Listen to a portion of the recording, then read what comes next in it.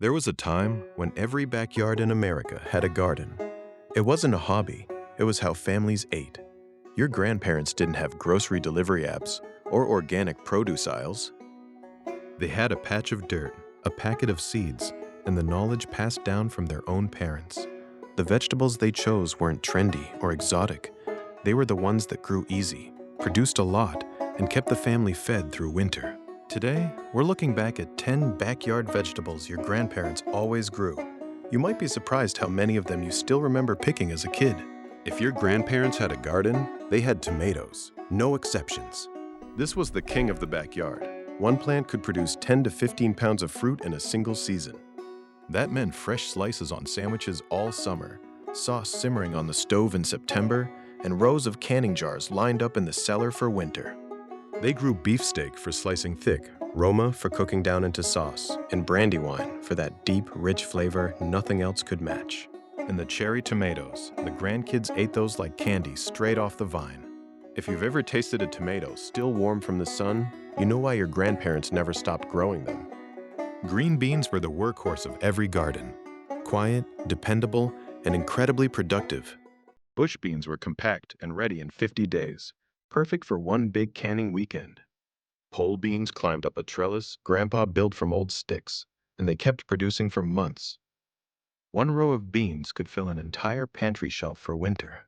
Grandma's famous one-pot meal, green beans, potatoes, an onion, and a chunk of bacon, simmered low and slow, cost almost nothing, and fed every mouth at the table. And beans had a secret. They put nutrients back into the soil while they grew. Your grandparents might not have known the science, but they noticed everything planted after beans always grew better.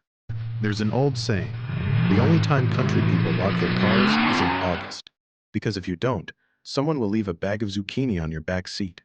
That tells you everything about how productive this plant is. 2 zucchini plants could feed a family of 4 and half the neighborhood.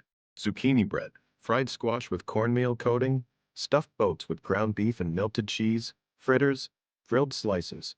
Your grandparents found a way to use every single one of them. And when they still had too much, they shredded it and froze it for winter baking. 45 days from seed to harvest. Easy to grow, nearly impossible to kill, and more food than you knew what to do with. When your grandparents planted cucumbers, they weren't thinking about salads. They were thinking about pickles. Jars and jars of pickles. Dill pickles for snacking, bread and butter pickles for sandwiches, sweet pickles chopped into relish, all lined up on the cellar shelf, ready for winter. Every grandmother had her own pickle recipe, passed down from her mother and guarded like a family secret. The church potluck was basically a silent pickle competition nobody officially acknowledged. Fresh cucumbers had their place too, sliced thin with vinegar, salt, and sweet onion rings, served as a side dish at every summer meal. One packet of seeds cost pennies and produced enough pickles to last the whole year. That's the kind of deal your grandparents never passed up. Long before anyone ever saw a pre-washed salad bag at the grocery store, your grandparents were growing their own greens. Leaf lettuce, spinach, collard greens, Swiss chard, whatever grew best in their region. The beauty of greens was timing. They loved cool weather, which meant fresh food on the table in early spring and late fall, weeks before and after everything else in the garden. Grandma would walk out in the morning, pick a handful of leaves, and have a salad on the table by lunch. Many of these greens were cut and come again. Harvest the outer leaves, and the center just kept growing for weeks. One planting, weeks of salads, and not a single trip to the store. Sweet bells, banana peppers, jalapenos, cayenne. Your grandparents grew them all. Sweet peppers went into stuffed pepper casseroles and stir-fries. Hot peppers were dried on strings, pickled in jars, or crushed into red pepper flakes that seasoned everything from eggs to soup.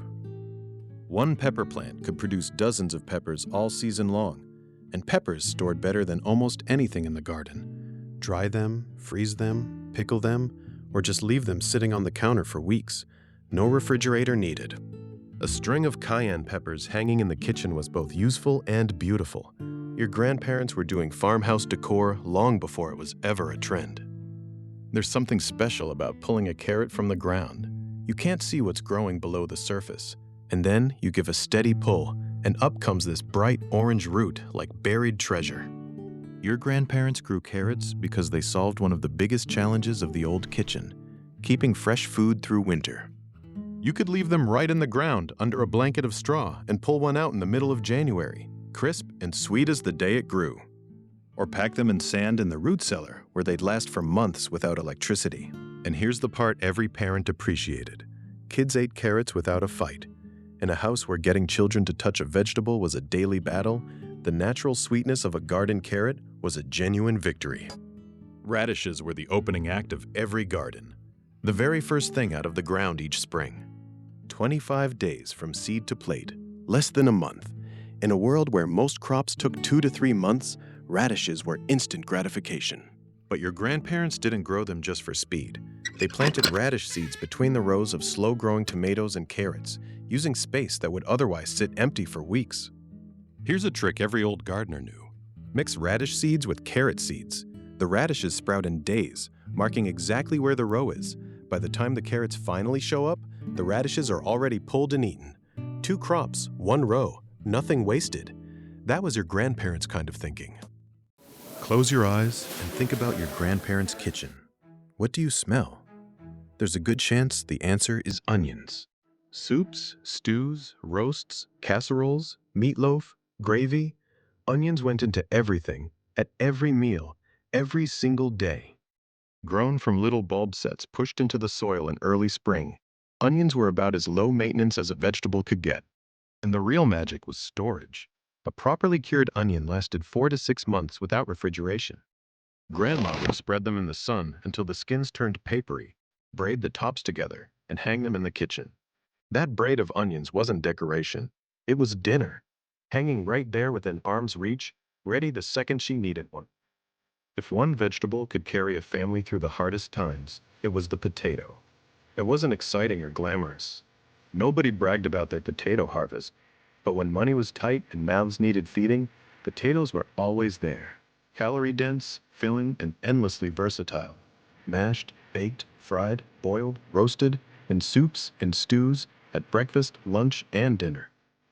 Growing them was simple. Cut a seed potato into pieces, plant them in a trench, and mound up the soil as the stems grew. 1 pound of seed potatoes turned into 8 or 10 pounds of food by fall. That kind of math made perfect sense to a generation that lived through the Depression. Potatoes weren't fancy, but they were reliable. And in your grandparents' world, reliable was everything. These 10 vegetables aren't trendy. They're not exotic. You won't find them featured on Instagram food blogs, but they fed families for generations. They were chosen by people who couldn't afford to waste time, money, or garden space on anything that didn't earn its keep. Your grandparents knew something that we're only just now remembering. A simple backyard garden, with the right vegetables, can provide more than food. It provides independence, security, and a connection to the earth. So this spring, pick just 2 or 3 from this list, plant them, tend them, and when you bite into that first sun-warmed, homegrown tomato, you'll understand exactly why your grandparents never stopped gardening. Thanks for watching. If this video inspired you to start your own garden, hit that subscribe button, and I'll see you in the next one.